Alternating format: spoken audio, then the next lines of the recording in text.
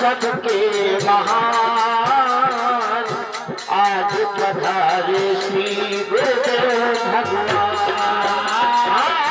धन भाग्य है हम सबके महान आज पधारे हैं वंदन मेरा अभिनंदन मेरा वंदन मेरा अभिनंदन मेरा। कोई भाई के रूप में, कोई संत के भेक में, ये बाहर के हमारे जो हैं पहनावे हैं, रंग ढंग हैं, असल में हम सबका एक ही स्वरूप है। हम क्या हैं? ईश्वर के अंश हैं। ईश्वर अंश जीव अविनाशी, चेतन अमल सहज सुख राशि। हम सभी ईश्वर के अंश हैं। तुम संसार के अंश नहीं हो, ना कभी थे और हो भी नहीं सकते। लेकिन कोशिश हमारी यही रहती है कि हम संसार को किसी तरह से प्राप्त कर लें। संसार के हम ऐसा मान लेते कि मैं संसार का हूं। तुम संसार का हिस्सा नहीं हो और ना ही हो सकते हो। तुम केवल परमात्मा के हो और परमात्मा के ही हो सकते हो। और तब तक तुम्हारे को सुकून नहीं मिलेगा, तुम्हारे को चैन नहीं मिलेगा, कभी तुम्हारे को शांति नहीं उपलब्ध होगी जब तक तुम अपने को पहचान नहीं लो। होता क्या है? देखिए, परमात्मा,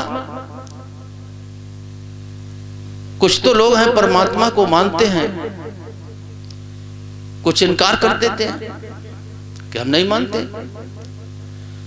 लेकिन फर्क दोनों में कोई ज्यादा नहीं है। जो कहता मैं मानता हूं, तो उसका मानना भी जो है जैसे बिना जानकारी के है। बिना जाने ही उसने मान लिया। उसने परमात्मा का अपने में अनुभव नहीं किया कि परमात्मा कैसा है, गोरा है, काला है, लाल है, पीला है, क्या है। तो उसने, उसकी भी खोज खत्म हो गई और उसने भी नकार दिया। अब खोज किसकी शुरू होती है? जिसके अंदर में एक जिज्ञासा होती है, अपने अंतर में जो एक अतृप्ति होती है,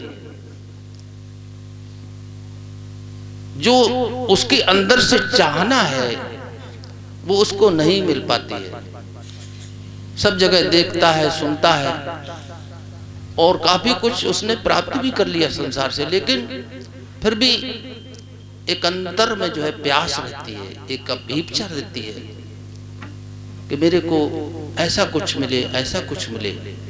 तो वो वास्तव में अपने से मिलना चाहता है। और दूरी क्या है? उसका अपना अहंकार ही है।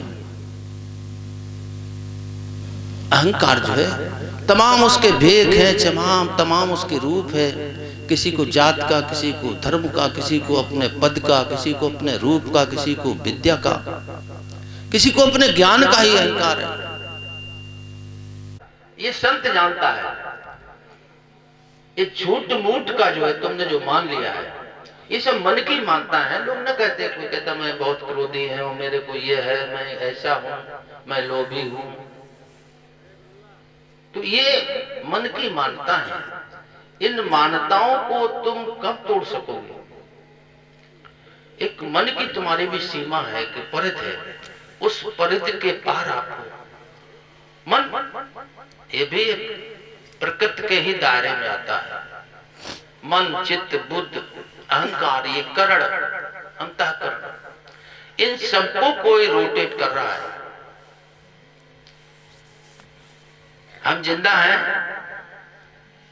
कैसे पता लगता है कि हमारा प्राण ये धोकनी चल रही है? लेकिन प्राण को भी एक जड़ बताया हुआ है। उपनिषद कहता है यत् प्राणेश प्राणित एन प्राणो पड़ीयते, जो प्राणों को भी स्पंदित कर रहा है। तुम सो जाते हो, सांस कौन ले रहा है? मर गए होते तो जो प्राणों को भी संचालित कर रहा है।